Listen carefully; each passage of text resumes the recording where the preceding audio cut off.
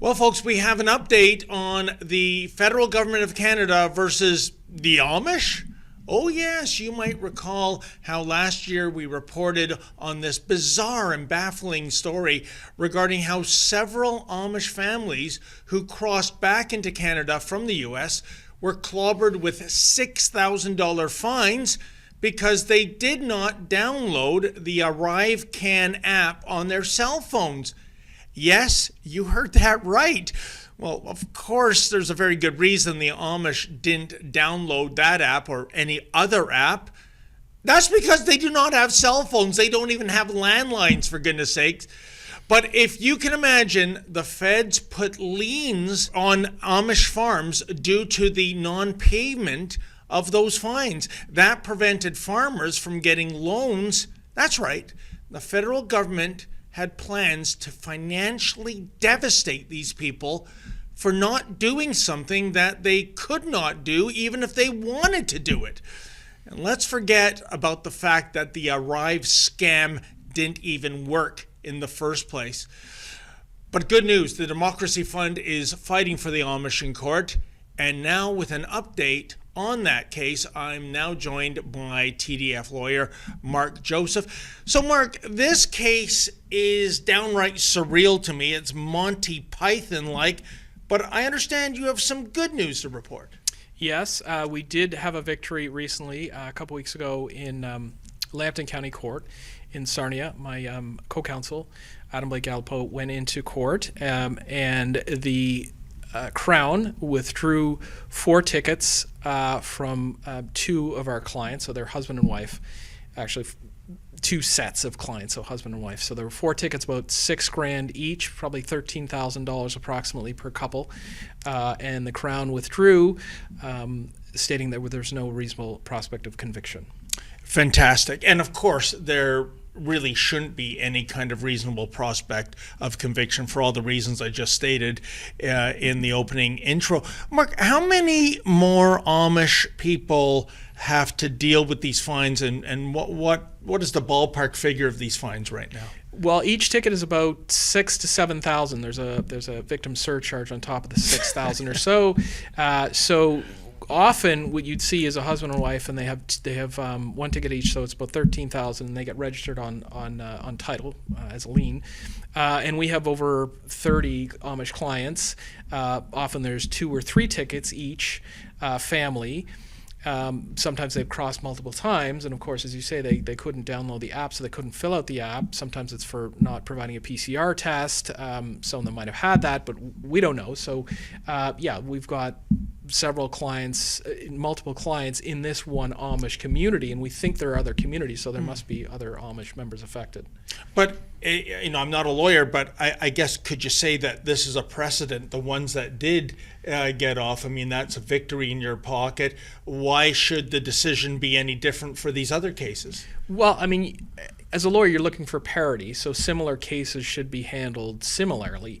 So we would hope that a court dealing with a similar case would handle this the same way. But of course, you don't know what's going to happen when you go into court. So This is a victory. This is our first victory, having the tickets withdrawn. Remember, we had a number of tickets reopened.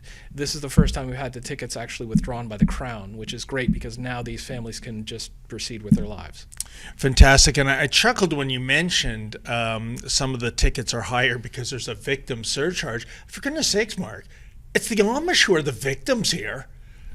Right. I mean, like the court, it's like any government office or department. The court levies additional fines on top of just the standard fine. It's the government. They're looking to get their pound of flesh. So. Yeah. And on that note, this business about how many of these Amish families found out the hard way, they went into their bank in the last spring to get loans for, the materials they needed for farming. And the bank manager would come out to them and say, "I'm so sorry, but there's actually a lien on your property." By whom? By the federal government. I understand that came as a shock to them.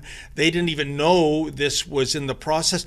It kind of reminds me, Mark, of what we saw 3 years ago this month when you had the federal government freezing the bank accounts of those Canadians who had the temerity to donate to the Freedom Convoy. I really think this is, I think it's beyond Banana Republic tactics. It's like something out of 1984. I mean, when you communicate with the Amish, how do they feel about this government overreach in the first place? Well, look, they're sophisticated people in the context of their lives. They live by biblical precepts, but they don't have familiarity with modern legal systems. So as a lawyer, you're trying to give them advice, and you have to, as a precondition of that, you have to make them understand what they're hearing. So we have to work through basic legal concepts first, make them understand the consequences. We have to elicit information from them in order to present the case they have in the best way we can, and then they have to give us instructions. So they can obviously understand once it's explained to them, and they're a little shocked that they might have to face a trial, there might be witnesses called, they have to travel to the court, and remember, they're horse and bug community, so we're looking at hours, sometimes days of time to get to Sarnia or Niagara, where they crossed initially, often on a week-long trek. So that's a shock for them to hear that. But luckily, like as I said, Adam Blake Alipo, my co-counsel, was able to get them withdrawn after negotiations with the Crown. So hopefully we don't have to have those lengthy trials. And Mark, let's go back to the very beginning. I'm not sure how much discretion the authorities have, going back to the COVID years, going back to our Arrive. I keep calling it Arrive scam. I can't help it. But couldn't they have just looked at the common sense of the matter here and say, these are people, their faith means that they are technology adverse. They do not have a cell phone. They're not being troublemakers. They simply don't use phones of any kind. I guess what I'm asking is that couldn't they have used the discretion not to give these tickets in these cases in the first place? It's hard to look back in time and say what actually happened and what should have happened. Remember, at the time of the pandemic, there was a lot of panic, and I think there was a shotgun approach to these tickets, and so the PHAC officers, the public health officers, were just handing out tickets for anyone who objected or didn't complete the ArriveCan app properly or dissented in any respect, didn't have the proper PCR, maybe had a test, but not the proper type of test. You just got a ticket. Yeah. And at the time, if you recall, that was the approach that the government was taking. Just use a hammer, to get people to comply. And this is the fallout, that maybe some of these tickets shouldn't.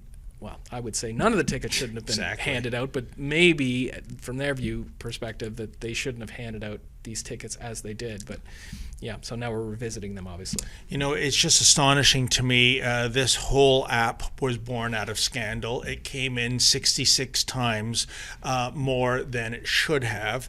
It seldom worked. And I just had a story earlier this month where we found out that the senior bureaucrats for ArriveCan were given $340,000 in bonus money, so they deliver something grotesquely over budget that does not work. They make out like bandits. The hardworking Amish people who mean no harm to anyone get liens on their farms. Absolutely outrageous. Mark, I want to thank you because the Democracy Fund is fighting in the court of law. Rebel News, we feel we must fight in the court of public opinion because this really isn't going surprisingly reported by anybody in the mainstream media. I don't know why. It's an unbelievable man bites dog kind of story. How can people reach out to the Democracy Fund and help the Amish? Well, we don't accept government donations, but if you want to help us and you like our work, you can find us at TDF_can on X, at democracyfund.ca on the web, and you can donate there if you want to help us. I promised them that we would cover every single thing that happens to them in their fight for justice. If you want to help crowdfund our citizen journalism, go to AmishReports.com.